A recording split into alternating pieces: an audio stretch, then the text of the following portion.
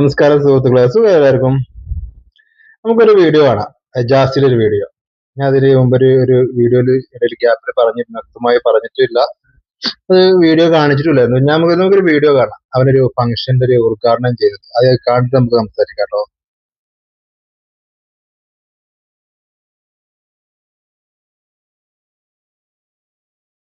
കണ്ടല്ലോ, ഇവരിതിന് മുന്നേ നെഞ്ഞൊക്കെ പൊത്തിപ്പിടിച്ചിട്ടാണ് എന്താ പറയാ ഉദ്ഘാടനത്തിന് വിളക്ക് കൊടുത്തത്, അല്ലെങ്കിൽ ഉദ്ഘാടനത്തിന്. അപ്പൊ ഞാൻ തന്നെ കമന്റ് ഇട്ടിട്ടുണ്ട്, ഒന്നുമില്ല നിന്റെ നെഞ്ഞില്, സാധാരണ ഒരു നെഞ്ഞാണ് ഒരാളിന്.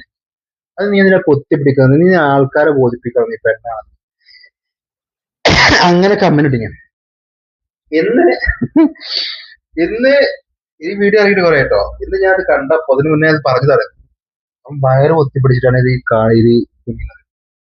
അപ്പൊ ഞാനിങ്ങനെ ആലോചിച്ച് ചെയ്തേ, രണ്ട് സിലിക്കോൺ വെച്ചപ്പോഴേക്ക് ഇവ ഇത് കാണിക്കാന് വ്യഗ്രത കൊടുത്ത് ഇവിടെ പൊത്തിയവൻ പള്ളമലാക്കി. അവൻ വേറെ എന്തെങ്കിലുമൊക്കെ ആണ് ഓപ്പറേഷൻ ചെയ്തിട്ടുണ്ട്, വേറെ ഏതെങ്കിലും സ്ഥലത്താണ് ഓപ്പറേഷൻ ചെയ്തിരുന്നെങ്കിൽ ആൾക്കാർ എന്തെങ്കിലും കാണേണ്ടി വന്നേനെ. മനസ്സിലായില്ലേ?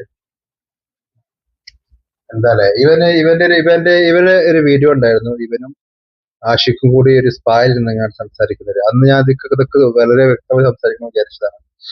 ഇവന്റെ ഉമ്മാക്ക് പ്രശ്നമല്ല ആഷിഖുമായിട്ടുള്ളത്, ആഷിഖിന്റെ ഉമ്മാക്ക് പ്രശ്നമാണൊക്കെ പറഞ്ഞു. ഇവർ ആൾക്കാർക്ക് പറഞ്ഞാൽ മനസ്സിലാകുന്നില്ല എന്നൊക്കെ.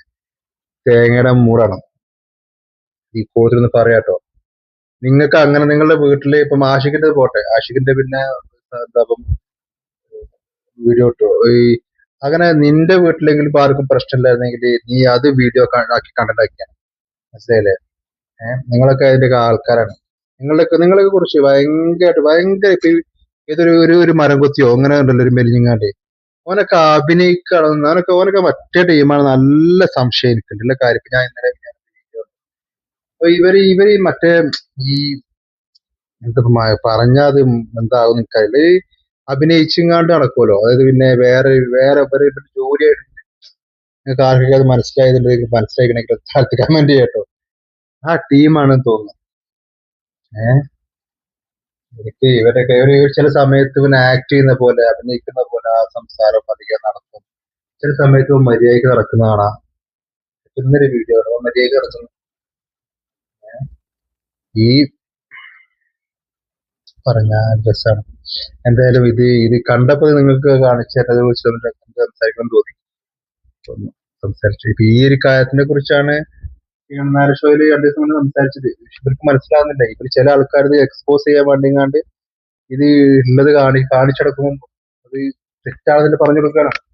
വസ്ത്രത്തിന് നീളം കുറയുന്നതാണോ തെറ്റ്, കൂടുന്നതാണോ തെറ്റെന്ന് ആലോചിച്ചിട്ട് പ്രശ്നമുള്ളൂ. പക്ഷെ അതല്ല, കുറെ ആൾക്കാർ എന്റെ മുഖത്തേക്ക് നോക്കിയില്ലെങ്കിൽ കുഴപ്പമില്ല, എന്നെ നോക്കണം. ആ ചിന്താധിക്കാർ പിന്നെ എന്ത് പറയുന്ന കാര്യം ഒരു കാര്യമില്ല. ചില ആൾക്കാർ പറഞ്ഞു കൊടുത്താൽ ചിലക്ക് ഈഗോ ആണ്. ഞങ്ങളുടെ കാര്യം ഞങ്ങൾ നോക്കിക്കൊണ്ട് അങ്ങനെ അല്ല, എനിക്ക് നല്ലത് പറഞ്ഞിട്ട് അത് മനസ്സിലാക്കാനുള്ള ബുദ്ധിയും ബോധമില്ല. നമ്മൾ സമൂഹത്തിലേക്ക് ഇറങ്ങുമ്പോൾ നമുക്കൊരു കമ്മിറ്റ്മെന്റ് വേണം, സമൂഹത്തിനും വേണം. ഇത് രണ്ടും ഇല്ലാന്നുണ്ടെങ്കിൽ പിന്നെ എന്താ ആരും പറഞ്ഞ കാര്യമില്ല. മനസ്സിലായില്ലേ? ഇതിന് നാണക്കേട് അല്ലെങ്കിൽ എന്റെ സ്വാതന്ത്ര്യമാണ് എന്ന് പറഞ്ഞെടുക്കുന്ന ആൾക്കാരുണ്ടാവും. അല്ല, നിങ്ങൾക്ക് നാണോ മാനോ ഇല്ല, അതുകൊണ്ടാണ്. മനസ്സിലായില്ലേ? ഇതിലുമ്പോ ആൾക്കാർ എന്ത് പറയുമെന്നൊരു നാണക്കേട് ഉണ്ടാണ്.